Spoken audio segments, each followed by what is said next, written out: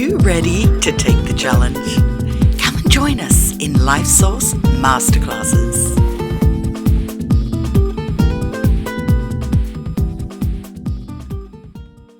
The LifeSource team is committed to assisting each person to grow in mastery of their individual gifts. We need each other to step up and share our gifts to assist in the co-creation of heaven on earth. And so today's masterclass episode supports us to all do just that. In 2017, I had the pleasure of chatting with counselling psychology professor Gay Hendricks, author of, more than 35 books, including the New York Times bestseller, The Big Leap, which happens to be one of my favourite books. Guy shares his theories around the 4 zones you need to break through your upper limits and how to operate in your zone of genius. This episode is full of tips, tricks and exercises you can do at home to attract success and brilliance in following your life purpose. Let's listen to Guy Hendricks now. That book was partly based on working with people in relationships, but was also partly based on working with a lot of successful executives, both men and women, who they'd gotten successful and then sabotaged it in some way. And it doesn't matter if you're a millionaire executive or a movie star or a alligator wrestler or a Vegemite manufacturer. It doesn't matter who you are and what you do. It's that all of us have upper limits on how much love and positive energy and success we will allow to flow through us.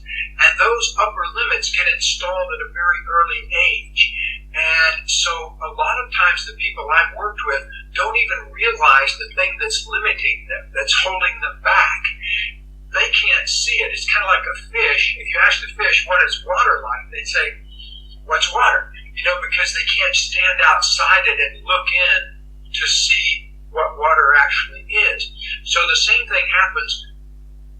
We get lost inside our upper limit and don't realize that just outside it there's this whole new life if we could only crack through what the core issues are. And so the Big Leap is about helping people really connect with their real core issues so that they can move through that to a whole new version of themselves. I describe 4 different zones in the Big Leap. One of them is what I call the zone of incompetence. Another is the zone of competence. A third one is the zone of excellence. And the fourth one is the zone of genius. Now, so many people get trapped in the zone of incompetence by repeatedly doing things they're not very good at. They spend their time doing things that they're just not organically any good at that somebody else could do a lot better. So it hasn't occurred to them to maybe delegate it or, get somebody else to do it. And so one of the things that we do in our work here is we help people in our seminars get out of their zone of incompetence and competence and into their zone of excellence, but then ultimately into their zone of genius. The zone of competence are things that you're good at, you can do, but somebody else could do them just as well. And the zone of excellence are the things that you're really good at. You probably make money doing it, you get compliments for doing it, but it's still not what you really came here to do. And so a lot of times even, I've had people, I'm sitting here in my home office and I'm just looking over at the couch there in this seat that we sit on here, and I've realized I've had couples in this chair here or in this, on our couch, or I've had executives in this chair here that have literally been worth hundreds of millions of dollars, but don't let themselves enjoy it. So there's another upper limit. It doesn't matter if you make $100 million or, $10, if you don't let yourself enjoy it. If you have plenty of money, but don't let yourself or the people around you enjoy it, well, what's the point? It's like you're locked inside a prison. And so that's one problem that I've seen people really break through. Is one of the things we say here is that money problems are never about money and sex problems are never about sex. Because if you look underneath a money problem, for example, two Two people may be fighting about money, and yet they're both scared about the same things, but neither one of them has said, I'm scared. Both of them are saying, you're doing it wrong. The other one say, no, you're doing it wrong. And they go back and forth like that, but they never get down to the real issue. See, because the ultimate thing I'm talking about in the Big Leap is that inside ourselves, we have what I call this zone of genius, which is what we're really here to do. What we are absolutely called in our hearts and our souls to do. And what we've found in working with thousands of people now is that unless you answer that call, you're never fully happy. You're never fully satisfied. That when you answer that call and bring all of yourself forward and put your whole genius to work for you, it puts you in a different state of existence. You have that kind of vibrance. And I still feel that today, even though I'm 69 years old, I still feel like that way as much as the day I discovered all this. Most times we're not used to kind of looking inside and answering the question, what is my unique ability? What is my genius? What do I most love to do? And here's the thing. All it takes is 10 minutes. So when somebody says that to me, I say, okay, let's take 10 minutes now and focus on it. Because if a person focuses on it, it almost never takes them more than 10 minutes. It took me an hour the first time I really inquired into it, but that was because I didn't have any kind of guide or anything. I was just doing it under a tree out in the woods. But with a little guidance, like for example, what is one of your unique abilities? What do you consider something in your zone of genius? Something that you love to do. You could do it all day long, even if you weren't getting paid for it, but you're probably getting well paid for it, but you love it so much you do it all day long for nothing. What is that thing in you? And I think the best life purposes you come up with have something in them that serves other people. I notice that when people get in touch with that kind of life purpose, they actually operate in a more inspired way all the time because it's in service to something larger than themselves or outside themselves. So I think part of life involves learning how to take exquisitely good care of ourselves inside, treating ourselves magnificently while at the same time opening up a space for other people to treat themselves magnificently also. Well, one of the classic ones is one of our beloved comedians, John Belushi, who at one point in his career had the hottest TV show, Saturday Night Live, and he had just made a huge movie with Dan Aykroyd called Blues Brothers, and then he had also had the #1 album with the album from the Blues Brothers, and so it was, everything was just going his way. And so obviously there was some part of him that didn't feel like he deserved that kind of good feeling in his life because then suddenly he died from an overdose. And I remember feeling so sad. I was driving home when I heard that one time on the news many years ago, and I remember feeling so sad about that because here's this luminous person who obviously didn't have that inside. And most recently, Robin Williams, another really beloved comedian that almost everybody has seen his work, and it was so saddening to see that upper limit come to pass in him where he could never quite love himself as much as he put out love to other people. And so also when I was writing The Big Leap, I studied a bunch of people who had won the lottery.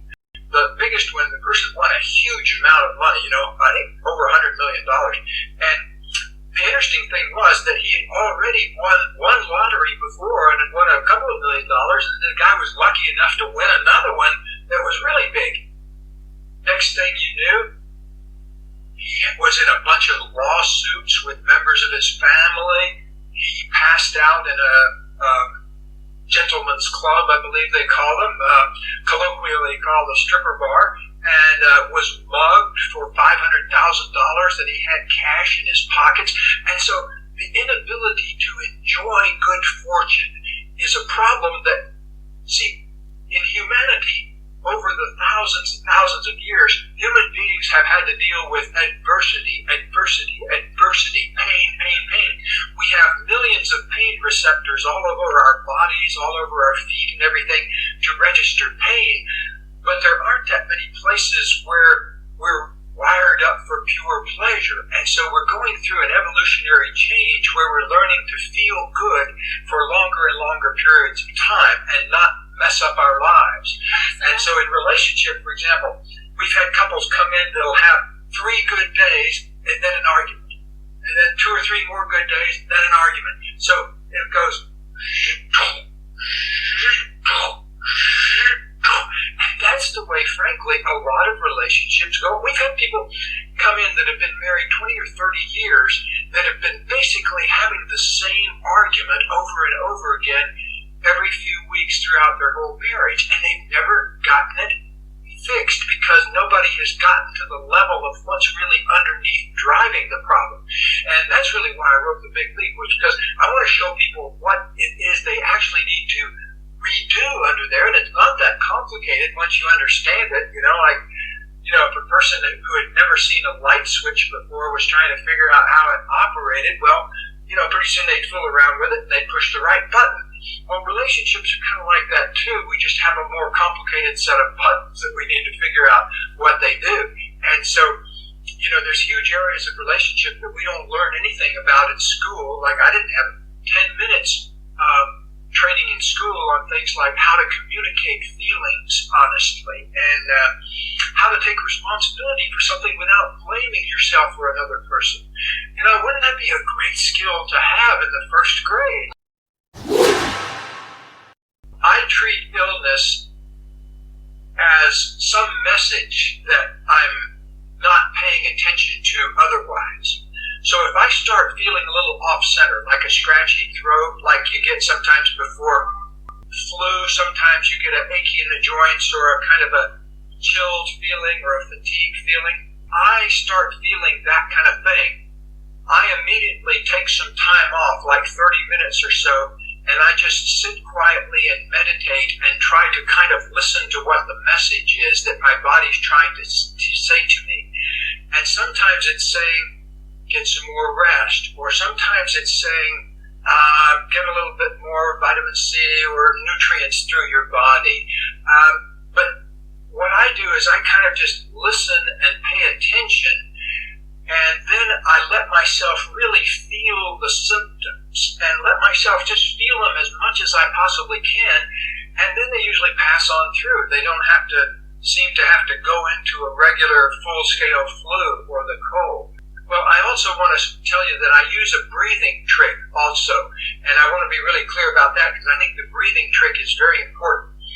A long time ago, I learned that you could change the acid-alkaline balance of your breath by holding your breath out of your body for a little time. In other words, and then hold it and don't let any air in, because what happens is then the oxygen CO2 balances out in your body, and then you take another breath. So I have this breathing trick that I also do if I'm sitting there during my quiet 30 minutes. I also do the breathing where I breathe all the way out, and then I just pause for a little while comfortably, and then I let a breath come in. And so I do that a whole bunch of times until I feel really balanced inside. And so that's another thing that I think goes along with the kind of listening to the message of that. And I don't know if you know this, but I've written several books on breathing. I'm a big passionate fan and student of breathing. I have a whole book called Conscious Breathing that's got a lot of these ideas in it. Yes, I want to give credit to a psychiatrist named Fritz Perls, who is an MD, a medical doctor and a psychologist up to about 1970, so he covered the first part of the 20th century. I think he was born in the late 19th century and died about 1970. But he said that, and I remember hearing that and thinking, what the heck can he mean?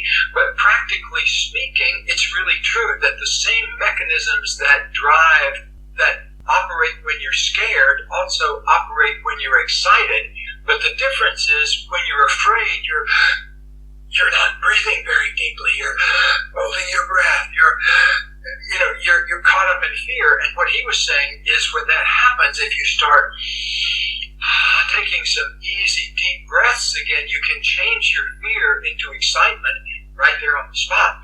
And I wouldn't have believed that when I had to try it out a few times, but it's something that I've even taught to fifth graders now, or to little kids, and I certainly taught it to my own daughter when she was young, because there are lots of situations in life where you get scared, but there's really, quote, nothing to get scared about.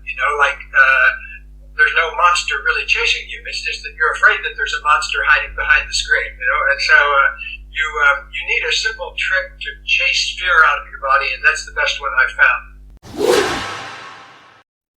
I read a study one time that said that something like 75 or 80% of car accidents happen within an hour of some kind of emotional upset.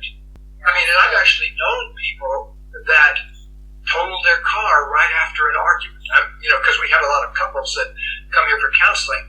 Many of them had a story of, we were in the middle of a big argument and I went out to clear my head and drove the car into a tree. So there's those kinds of situations where people get in an upset state and then try to do something and have disastrous consequences as a result. So the big leap is all about really two things. It's all about how to overcome the upper limit problem, how to get out of that trap that we've all got into of settling for less than what we really want to have in life. And the other thing is how to operate in your zone of genius. And you get there by these little moments of 10 minutes at a time, or even 10 seconds at a time. You get there by asking yourself these questions like, what do I most love to do? And the interesting thing is that the connection then with time is that the more you get into your zone of genius, the more time opens up for you. And so the more time you experience time in your zone of genius, starting with even 10 minutes at first, then that mushrooms to 20 minutes, to 30 minutes, to 40 minutes. Pretty soon you'll be doing what I'm doing, which is I spend 90% of my time in my zone of genius now. And the rest of my time just getting around from place to place to do it. But when I first started, I was spending 10% of my time in my zone of genius. But over the past 30 years, I've gradually more and more and more time in my zone of genius to now it's pretty much everything I do. But you have to start somewhere. And I say start with 10 minutes of just sitting down in a chair and asking yourself, what are my unique abilities? What do I most love to do? What is it that when I do it produces a lot of abundance compared to the amount of time I spend doing it? Some of the best ideas I've ever had took me 10 seconds to think them and then maybe a year to express them, to write the book about them. But, even the ideas behind the big leap came from just one moment of, aha, way back 40 years ago, and then it took me a bunch of years to get around to writing the book, and I had to figure out how it all worked. The idea of a mantra is to lock in a key idea and bring it into yourself at the deepest level of the mind. And so, for example, I expand in love and creativity every day whatever the affirmation is, I expand in love and abundance, or whatever you want to implant in your mind, you say it to yourself first, just quietly. I expand every day in love and abundance as I inspire other people to do the same. Get it in your own words so it has a good feeling to it. But my idea is that life is at its best when I'm expanding in love and creativity and success and abundance. But at the same time, I'm inspiring other people to do that too. Because, I've been blessed with good fortune, so I really haven't had to do anything like work for 20 years or so now. But what gets me excited to work more than I probably did 20 years ago was the fact that, to me, these ideas are so powerful and can be so helpful that I don't think I'd feel good every day unless I did everything possible to express them in the world. And I think that's why The Big Leap has been on one bestseller list or another since it came out several years ago. But I'm really happy that it's touched so many people because, to me, the idea of spending your life doing what you are uniquely suited, what you really came here to do, is such a great idea that I stand in the middle of the street in Adelaide, Australia, proclaiming that over a loudspeaker. It's such a good idea. One of the most important things I ever get asked on a daily basis is, where do I start? You know, what if I could do just one thing to start with, what would that be? And I think there's actually a couple of things that you can start with. One is start with that first 10 seconds of simply loving and accepting yourself as you are right now. Because that's loving yourself and accepting yourself where you are right now is a springboard toward creating the life you really want. So that's a 10-second thing to start with. A 10-minute thing to start with is sit down sometime today in a quiet spot and ask yourself a few questions like, what do I most love to do? And what is it that when I do it, time just flies? And then ask yourself some practical questions like, is there a way I can do that in a way that serves other people so that it inspires them to send me money? I started my first group, my first breathing group had 6 people in it. Long before I wrote a book about it, and now I routinely teach classes with thousands of people in it, even over the web, that I'll have 1,000 people stretched around the world teaching a breathing class. And that's really exciting to me that technology has given us the opportunity to reach people. Even having this conversation we're having now would have been very difficult not too long ago. I feel very blessed by that. And I would say another place to start, we put out a newsletter every, sometimes once a week, sometimes every other week, and you can find out all about that at hendricks.com, HENDRICKS.com, and you can sign up for the newsletter there. It's a very informative thing. This happened, the one that just came out today happened to be on the subject, it was for single people, it happened to be on the subject of learning to love that part of yourself that's like the part of a beloved that you want to bring in. In other words, first give yourself the kind of love that you want to have from another person. And so every day or every week or two we send out some ideas like that we think are helpful to people. We hope you've enjoyed listening to Guy's wisdom. To connect with Guy, head to hendricks.com, HENDRICKS.com. The link is in the show notes. And have a divine day being in your zone of genius. You've been listening to a LifeSource Masterclass. Check out our other shows by heading to our website, lifesource.global.